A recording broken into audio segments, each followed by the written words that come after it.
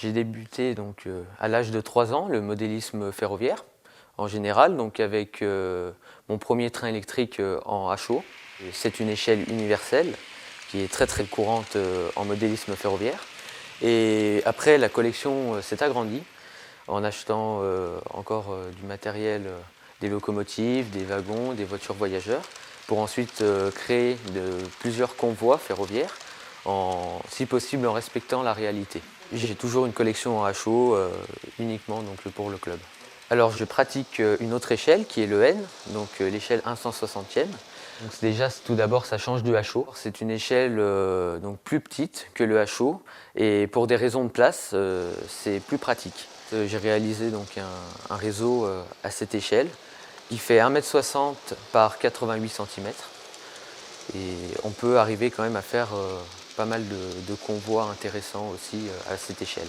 Au niveau du détaillage en N, certes c'est plus fragile que le HO, et par contre on peut arriver à réaliser pas mal de choses avec beaucoup de détails en N quand même. Le N au départ était une échelle assez allemande.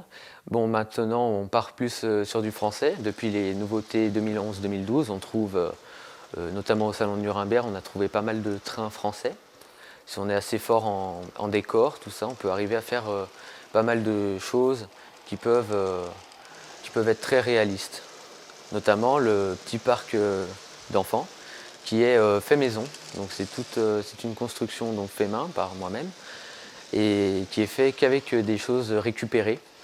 Et c'est vrai que le N c'est plutôt joli à regarder au niveau des yeux parce que ça fait plus réaliste. Et c'est vrai que c'est une échelle qui est vraiment très intéressante avec beaucoup d'imagination aussi, parce que chaque engin on peut après les personnaliser. Et c'est vrai qu'avec du N on peut faire pas mal de choses vraiment intéressantes et je conseille énormément le N. C'est vrai que c'est une très belle échelle pour faire du modélisme ferroviaire.